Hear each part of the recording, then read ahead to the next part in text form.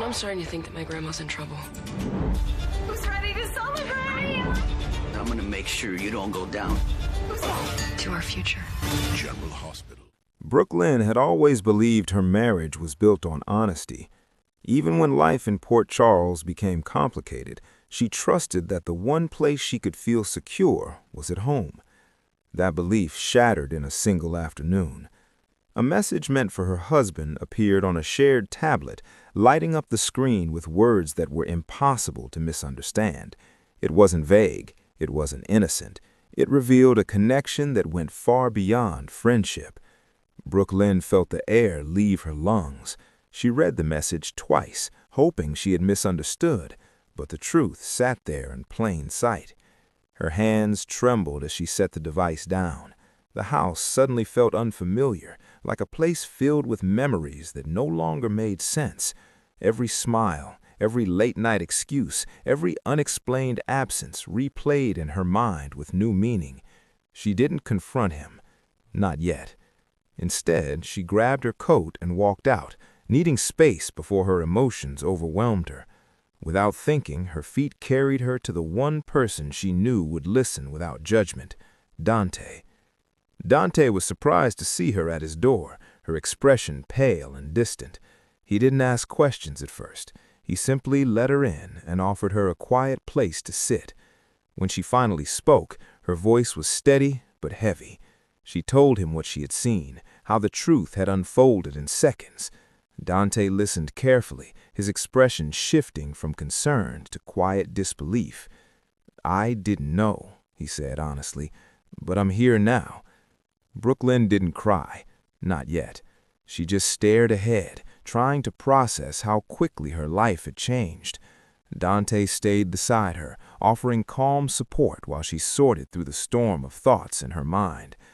As the evening passed, Brook Lynn began to realize something important. She wasn't just hurt, she was angry. Angry at the lies, angry at herself for not seeing the signs, angry that her trust had been taken for granted. Dante encouraged her to take her time before making any decisions. "You don't have to face this tonight," he told her gently. "Just breathe." For the first time since discovering the truth, Brook Lynn felt a small sense of stability, not because the problem was solved, but because she wasn't facing it alone. Meanwhile, her husband returned home, unaware that everything had changed. He noticed the silence, the empty room, the absence of her presence. A strange feeling settled over him, as if he sensed something was wrong but couldn't yet name it. Back at Dante's place, Brook Lynn finally allowed herself to feel the weight of it all.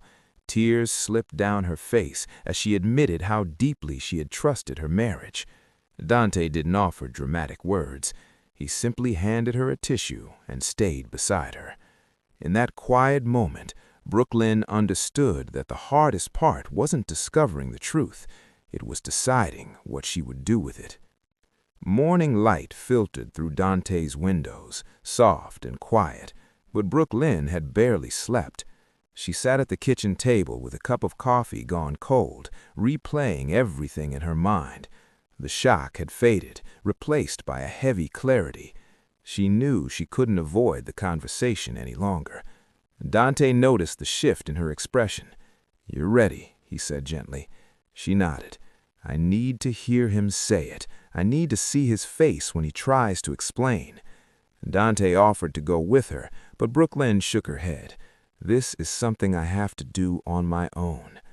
When she walked back into her house, the silence felt different from the night before. It wasn't confusion anymore. It was resolve. Her husband was in the living room, clearly surprised to see her. Relief crossed his face at first, but it quickly faded when he saw how calm she looked. "Where were you?" he asked. Brook Lynn didn't answer the question. She placed the tablet on the table in front of him and watched as recognition spread across his expression. His shoulders stiffened, his eyes dropped to the screen. For a long moment, neither of them spoke. Finally, he tried to explain.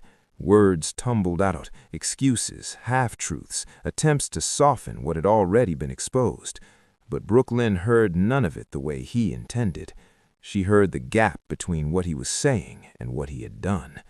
"You could have told me the truth," she said quietly. "I would have respected that more than this." He insisted it hadn't meant anything serious, that it had gotten out of hand before he realized it. But the damage was already done. Trust, once broken, couldn't be repaired with hurried explanations. Brook Lynn felt surprisingly steady. The tears from the night before were gone, replaced by calm determination.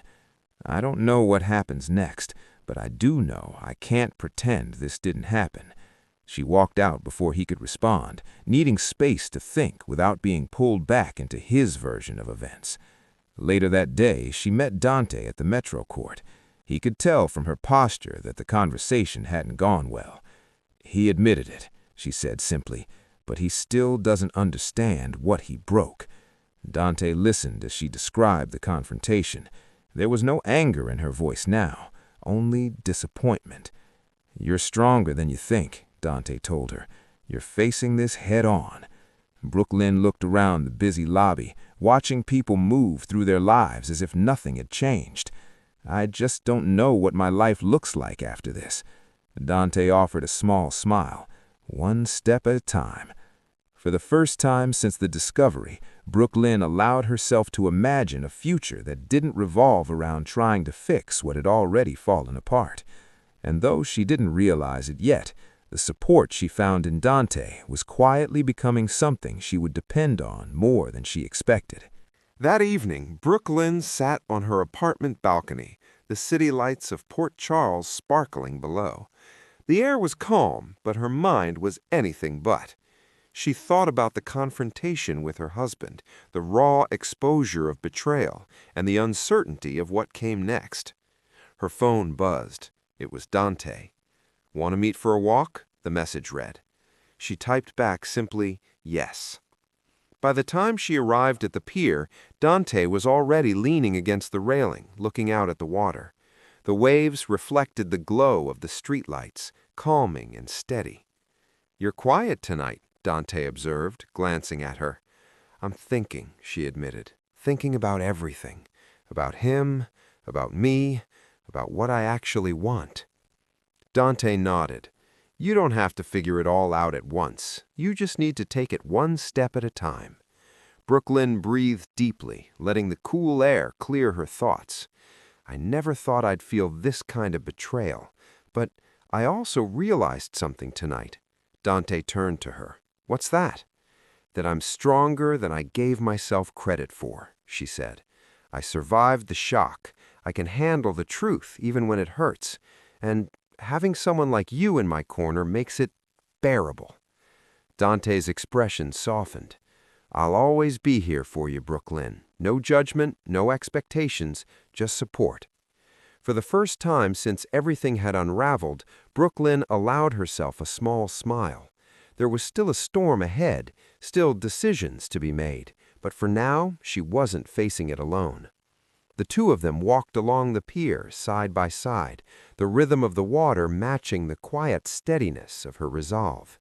She didn't know what the future held for her marriage, or if she even wanted to salvage it, but she knew one thing: she could face it, step by step, with Dante by her side. And in that moment, Brook Lynn felt the first flicker of hope she had in days. If you want, I can continue the story further and show how Brook Lynn starts reclaiming her independence and confronting the next challenges in her marriage, keeping it dramatic for GH-level storytelling. The next morning, Brook Lynn woke up with a sense of determination she hadn't felt in weeks. The betrayal still stung, but she realized that dwelling on the past wouldn't help her move forward. It was time to take control of her life, and that meant making some difficult decisions. She started by going through her home, picking up items that reminded her of happier times with her husband. Each object sparked memories, some sweet, some bitter. But instead of feeling crushed, she felt clarity. She didn't need to throw everything away to move on. She needed boundaries and honesty. Later, she met Dante at a quiet cafe in Port Charles. Over coffee, she shared her thoughts. "I've realized I can't live in denial anymore. I need to know if he's capable of being honest with me. If not, I need to be ready to walk away." Dante nodded, offering the quiet reassurance she'd come to rely on.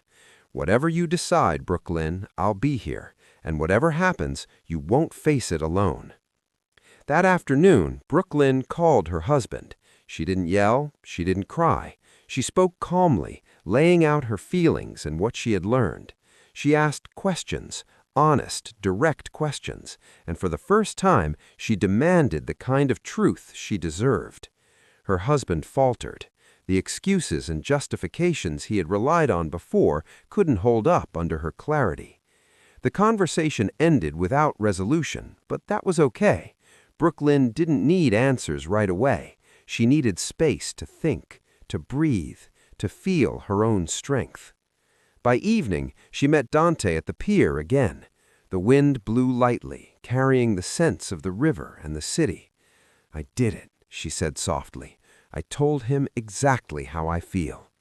"And?" Dante asked, leaning against the railing. "And," Brook Lynn smiled faintly, "I feel lighter. Not free yet, but lighter. And for the first time in a long time, I feel like I'm the one in control of my life."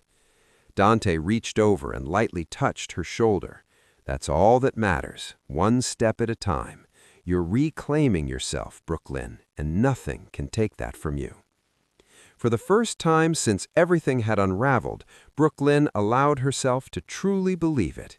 She didn't know what the future held, whether her marriage would survive or end, but she knew one thing: she would face it on her own terms, with honesty, strength, and the support of those who truly cared for her. And somewhere, deep down, she felt the faint stirrings of hope that maybe, just maybe, happiness